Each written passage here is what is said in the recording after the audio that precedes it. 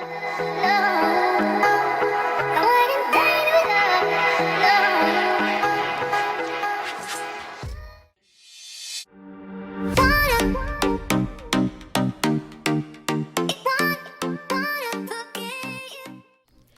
guys, in today's video we are going to be doing a pastel ombre fade.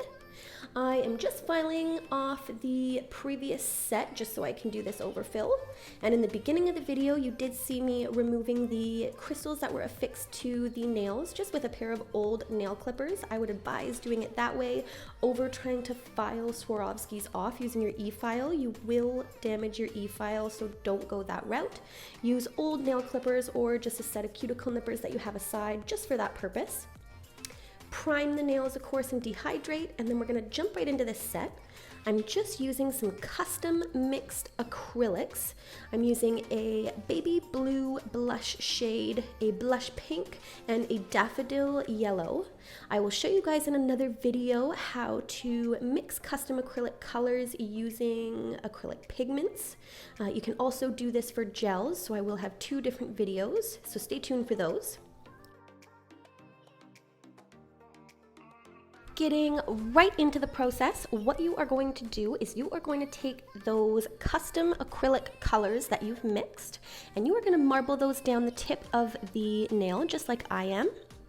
Make sure that you do throw in quite a bit of that daffodil yellow or a white just as a stark difference between the pink and the blue. Now the reason for that is when you lay your cover color over top and you do fade that towards the free edge and the tip of the nail, it does blur out and kind of blend the colors together. So you do want to have a nice vibrant color in there just so you get a nice stark difference in between the shades like the pink and the blue that I've used. And repeat the same processes on all the nails. So I'm just moving over to the middle finger now, blending and smoking out those custom acrylic powders just down the free edge of the nail or the nail tip. Pat those into place, blend them down the nail towards the cuticle area, and then just layer transition bead just to blend those colors in towards the free edge. And then you're going to want to lay a nice cuticle bead, keep that nice and neat, and then fade that as well towards the free edge to help blend that transition bead that you've laid. I do try and keep my acrylic application fairly neat, especially when I encapsulate. You'll see that later on in the video.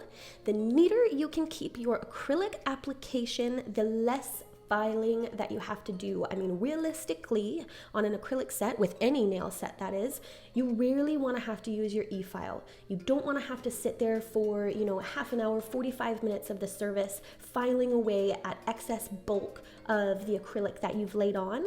So do keep it nice and neat, make it easy for yourself, and make the service go quicker. And just adding on to that, if you are laying your acrylic nice and neat, you're keeping it nice and clear, and you're doing the less is more application technique, then you will also save yourself money in the long run. You do not need a lot of acrylic pigment, a lot of acrylic color powders. You need a very thin layer. So whenever I work with acrylic pigments, whenever I work with custom powders or colored acrylics, I always encapsulate afterwards. And encapsulating is just with a clear bead, you go over top just to protect what you've laid underneath. That way when you do finish file or you're finish buffing, you're not affecting any of the color or any of the design that you have underneath.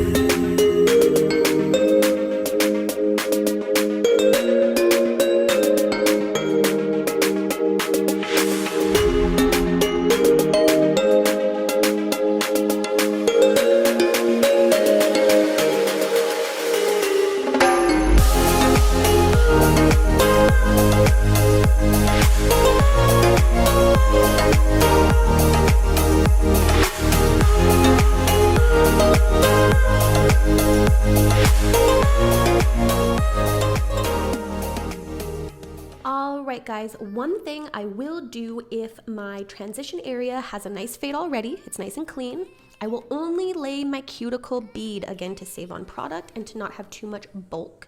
So I just lay that nice and clean, fade that towards the free edge and the nail tip. And that is the look after application, before I encapsulate.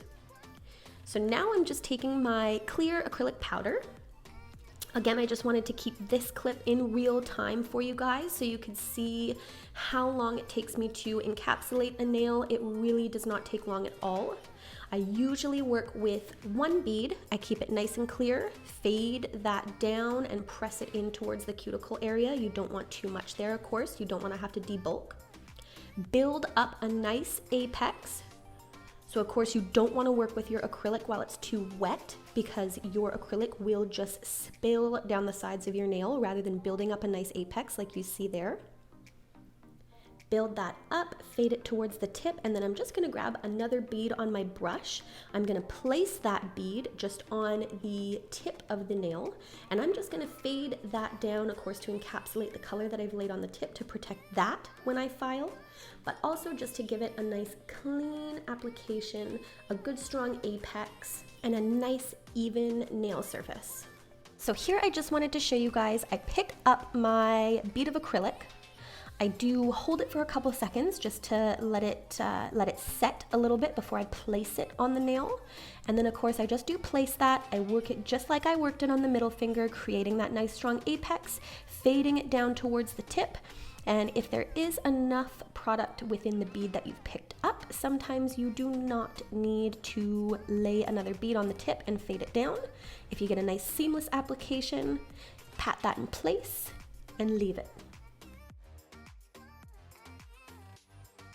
I just wanted to show you guys a snippet of my finish file routine. I will post a full video later on, but I love the look of a finished filed nail. Of course not when they have dust all over them, but I'll show you guys another snippet later on. Take your e-file, debulk the surface of the nail, get any excess acrylic off or any unevenness that you see, and just clean up that cuticle area, the apex of the nail, transition area, and the free edge, just making it nice and even.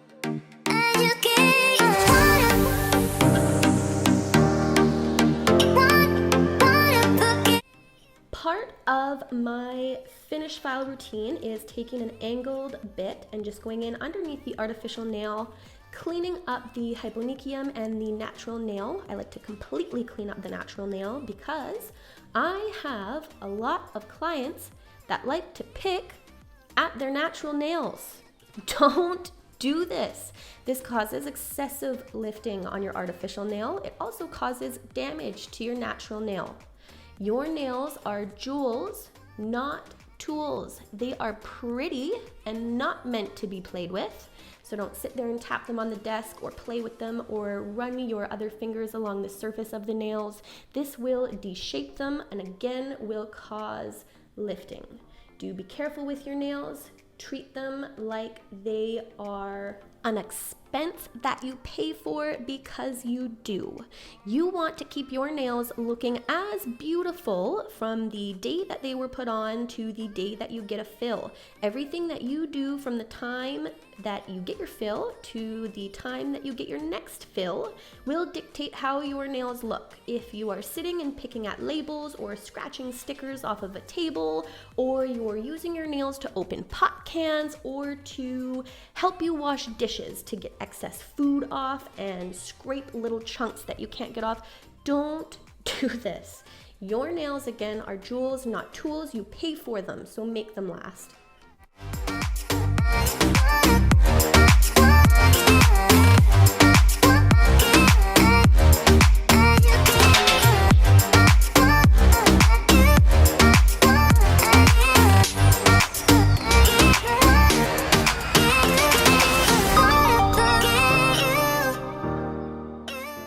I am just giving the nails a coat of gel top coat. I use a no wipe gel top coat, so once the nails are cured, they do not need to be cleansed. They are just ready for cuticle oil and ready for finished photos. This is the finished product, a nice subtle pastel ombre fade just in time for Easter. If you like this video, give it a thumbs up. Feel free to subscribe. Thank you for watching, guys, and I will see you in the next video.